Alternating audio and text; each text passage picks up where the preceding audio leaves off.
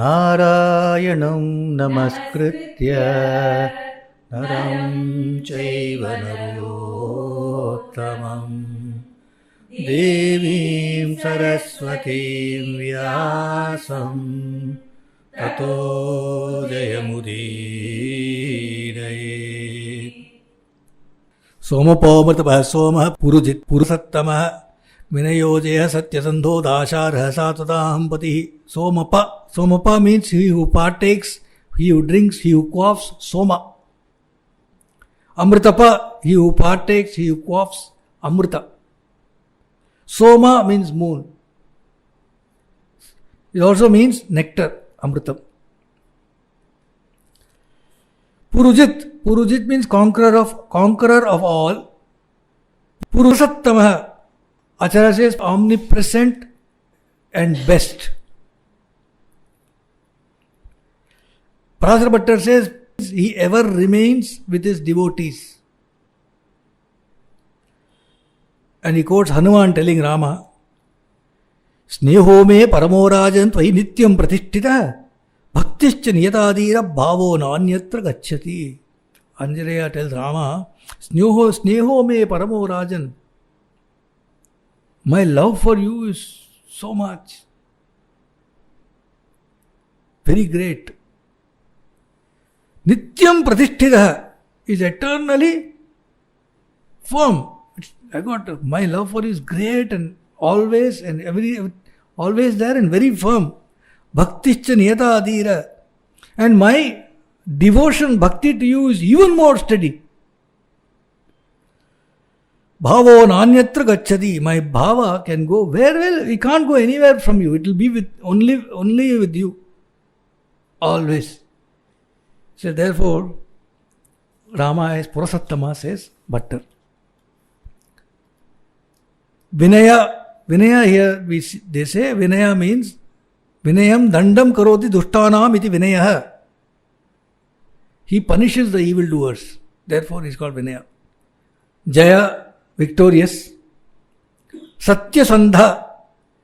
Satyasandha means he who will keep his word without fail. Rama, Satyasandha, right resolve as well, and he'll keep his word. Dasharha, arha means deserving. Dasharha, one who deserves gifts. Sattvatam patihi, Sattvata, who are Sattvatas? Sattvatas are knowers of Parabrahma, Jnanis. He is their Lord, therefore he is Sattvatam patihi. जीवो विनयिता साक्षी मुकुंदो मित विक्रमः Ambho निद्रनंतात्मा महोदतिशयोऽन्तकः. Jiva, individual, living being. Vinayita Sakshi. Vinayita Sakshi, Acharya says, is the witness of humility. Bhattar splits it into two, Vinayita and Sakshi. Vinayita is savior of his devotees. Sakshi is witness. Mukunda. What is Mukunda? He who gives mukti. Correct. He who gives mukti is Mukunda. Correct.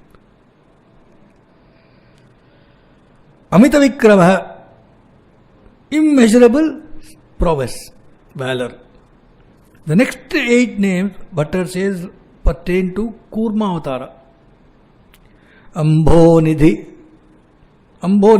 Acharya Shankara says there are 4 Ambas. One is God, one is man, one is the Pitras, and one is the Asuras. He is the abode of all of these, therefore he is Ambonidhi. Parasara Bhattar says Ambonidhi means Kurma Avatara. Nidhi in the water. Anantatma means infinite self. Acharya says. Bhattar says Anantatma means he is the Atma of Ananta Adisheshan itself. Mahodadishayah, the recliner in the great ocean. Antaka, end of all. Ajo Maharah Swabhavyo Jita Mitra Pramodana Anando Nandano Nanda Satya Dharma Trivikrama. Maharah, Arha we saw was Ajo first. Ajo Maharaha Swabhavyo. Aja. Aja, here Acharya says, Aja means love. Kama. Why? Because Kama was born from, Ja means born from, A is Vishnu. Aja is Kama, it is born from Vishnu. Love. Ajo Maharaha. Parasar Bhattar says, oh, very nicely, beautiful. Aja, Parasar Bhattar says, Aja means Omkara, Pranava. Why? Because it is born from A. A, U and Ma becomes Omkara. Because he arises out of Akara, he is called Aja. Maharha. Arha is found was deserves. Mahara is worthy of worship, deserves worship. Swabhavya, unaffected, natural, Swabhavya. Bhattar says Swabhavya means Swa and Bhavya. He who is to be meditated upon by those who belong to him. Swa is those who belong to him. Bhavya, to meditate, they should meditate upon him. Jita Mitra, Jita Amitra, conqueror of enemies. Pramodana. Pramodana means ever joyful. He who gives joys to his devotees both. Ananda, bliss. Nandana, source of happiness. Ananda onwards, 9 namas pertain to Kapila avatara of Narayana, says Parasar Bhattar. Anando, Nandano, Nandaha. Nandaha is in full bliss. In full bliss. Acharya Shankara says Nandaha means free from worldly pleasures. Satya Dharma, of true Dharma. Trivikrama, Trivikrama, 3 steps. Parasar Bhattar says Trivikrama means one who pervades the 3 Vedas. We saw that Anando onwards, 9 namas are supposed to be Kapila avatara, which leads us to the next sloka where we will conclude. Maharshi kapilācāryaḥ katangyo medini patihi tripadasti sadhyaksho mahasringha krita hanta krita. Maharshi kapilācāryaḥ. Maharshi kapilācāryaḥ. One nama, Maharshi kapilācāryaḥ. The sage Kapila, he was a Maharishi. Why was he a Maharishi? Because he saw the entire Veda. Whereas other Rishis saw only parts of the Veda. Rishi is one who sees Rik. He sees part of the Veda. He is a Maharishi, he saw the entire Veda. And then he taught Sankhya, which is Atma Vidya. Siddhanam Kapilo Muni, he says, Sri Krishna in Bhagavad Gita. Among Siddhas, I am Muni Kapila. Kapila Muni is the son of Kardama and Devahuti. This story of Kapila Muni comes in Bhagavatam, Srimad Bhagavatam. Kardama is a great rishi, Tapasvi. He is married to Devahuti, who was a princess earlier, and she married this Muni. And she had led a tough life, you can imagine. So he is a Tapasvi. And Vanavasam, rituals, all that, so she is serving him day and night in his tapasya. Finally, at some stage, many years later, he decides that, he wants to give her Upadesha, Jnana Upadesham. She says that is excellent, but first we need to have children. On that matter, he has not proceeded at all after marriage. So he says, oh God, and all that. And he says, yes, that is to be done. So he constructs by his will, a flying palace, 7-story flying palace, which has got beautiful gardens inside and fountains and exotic trees and birds and everything, all sorts of entertainments in the palace which flies. And can go anywhere, so they go to Mount Meru, they go and camp near Manasarovar, like that, wherever you want to go, it will go. And that palace has got all amenities, including maid servants for Devahuti, who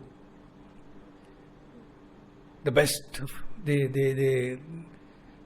bathe her with the waters of Bindu Sarovara, and they deck her up and all that stuff. So beautifully that even Kamadeva would have fallen for her. It seems so wonderful she looked. And Kardama Maharishi had created all the right circumstances and all that. And they had 9 daughters. Now this lady was a bit worried, because in some time when he had actually communicated to her, he had conveyed to her that at some stage he will, after children are born, he will leave and take proper sannyasa. Now the 9 girls have been born. So she kind of broaches the topic with him and says that you should not go for sannyasa because these children have to get married. In any case, afterwards, who will look after me? All that. If the children get married and go, then what? So he says, no, don't worry, the time has not come. Actually, you will be bearing one son also. After that, the time will come, kind of thing. And by and by, the 9 girls are married. Brahma himself comes, and by his mind born, his sons, so to say, the sages, 9 sages he gives in marriage according to Brahma's wishes. Kala, or one of the daughters of Devahuti, was married to sage Marichi, Anasuya to Atri, Shraddha to Angirasa, Havirbhu to Pulastya, Gati to sage Pulaha, Kriya to sage Kratu, Khyati to sage Bhrugu, Shanti to Atharva, and Arundhati to Vasishtha. Arundhati was a great tapaswini herself. Now these ladies have been married, and this girl then, this Devahuti is given birth to a child, a boy, who is Vishnu Avataram only. He is kapilācāryaḥ. So even when the boy is just a young baby, a boy, infant, his father Kardama asks, he doesn't consider him as his son, he considers him as Vishnu, Mahavishnu himself. So he says, he asks permission from the child that now can I go for my Atma sadhana? Child says yes. So he leaves and he goes away. Now, the mother Devahuti is there, the child kapilācāryaḥ is there, it's a young child. Mother also knows this is Sakshat Mahavishnu, so she treats him as such. And she asks him her doubts about why is it that we are all caught in this material world, what is it that we should do, etc. to the child, and the child instructs mother in Jnana Upadesham. That is the part in Bhagavatam that's very beautiful. And Narayana Bhattadri has also given that in Narayaniyam, which is essentially Bhagavatam only in a condensed form. And Antaram Dikshitar would never lose an opportunity to sing those verses of Narayaniyam where Kapila gave Upadesha to Devahuti. We will try to see this in summary. What is it? That's the Upadesha given by kapilācāryaḥ to Devahuti.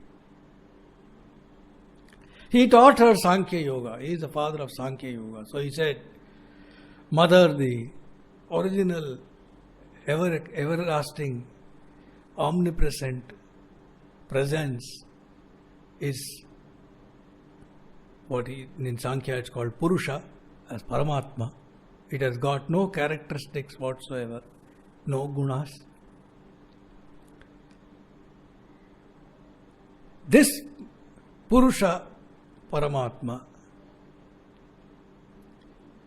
in manifestation, uses its own power called Prakriti. And lets Prakriti, which is his own power, influence himself. So it so seemingly influence even Purusha, that there is manifestation.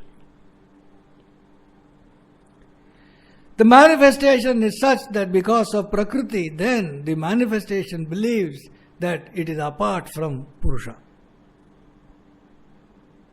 So there is the notion that there is a difference between the manifestation and the Purusha, the source.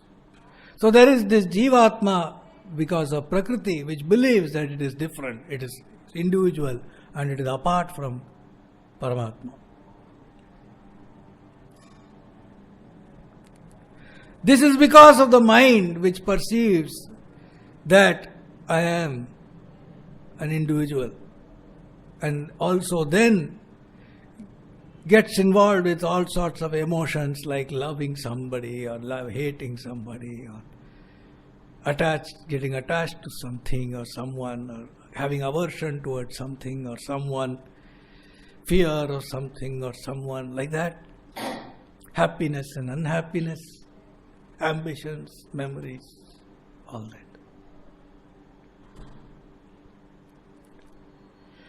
Devahuti, but this is a delusion, he says, because there is no difference actually.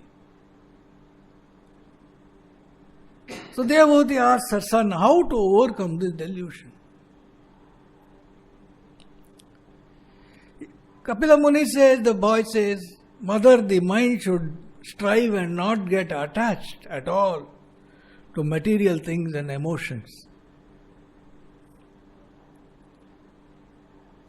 But it is very difficult, mother, for a human being to actually overcome this attachment to material things and emotion.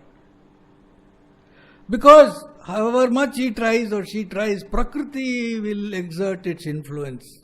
It will come in front in some form or the other and take you away from your attempts at abiding without resorting to the mind.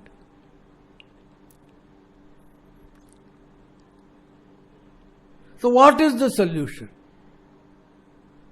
Right? Even Bhagavatam itself, there is the story of Jadabharata, right? There is the sage. And towards the end of his life, suddenly he saw a small deer being carried away in the river in front of him, and he jumped in and saved it. A small, lovely looking deer, he took care of it. He lost it. He got attached to it. He was born as a deer next birth. It happens to a sage. Prakriti comes in front in one form or the other. So, he says, mother, this is the thing that is not going to be, it's not easy to overcome this. So she says, then what is the solution? How is one to overcome this? He says, the solution is to attach the mind to Supreme God, to Paramatma. So that the glass becomes full and nothing else can enter it. If you attach the mind to Paramatma, then the worldly attachment, you should not get a place to enter your mind. If your mind is fully attached to Paramatma, that is the way. Devahuti says, but the mind is attached to so many things. How to attach it to Paramatma? It is very difficult to attach it 7/24 to Paramatma. How can one suddenly erase all the attachment that one has in the world and then attach the mind to Paramatma? Kapila says there are many ways, but there is no real magic wand. But there are many ways. The best way is through bhakti. And the way to inculcate bhakti is to keep the company of holy men, sages. Go to a Maharishi or be with them, be with sages. That is the way, easiest way for Anthakarana Shuddhi and Bhakti to arise in you. Listen to the sages recounting stories of God. Listen to the recitals about the glory of God. And chant holy stotrams, etc. in their presence or with them. And then that is the way to detach the mind from material attachments. The devotee should by and by start dwelling in a secluded place and peaceful place and start controlling what he eats, how much. He should eat only minimum, that which is necessary for the body to keep going. He should observe brahmacharya and should attempt to look at every single being without attachment or aversion. Slowly the mind will get freed from one by one. Material attachments will start dropping off. And there will be more and more focus on God. So in this manner the devotee should strive to be with his mind on God, but without any desire whatsoever, not even the desire for liberation, not even the desire for salvation. If he is like this, then at the right time the wheel of that Maya, the wheel of Maya will disappear and the mind will recognize, the pure mind will recognize the oneness of the individual with Paramatma.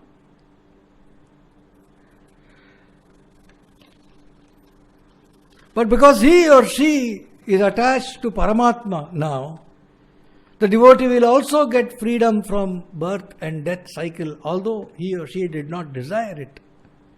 But since the total attachment is to Paramatma, will take you across the birth and death cycle. Having taught his mother, he also leaves his mother and goes away.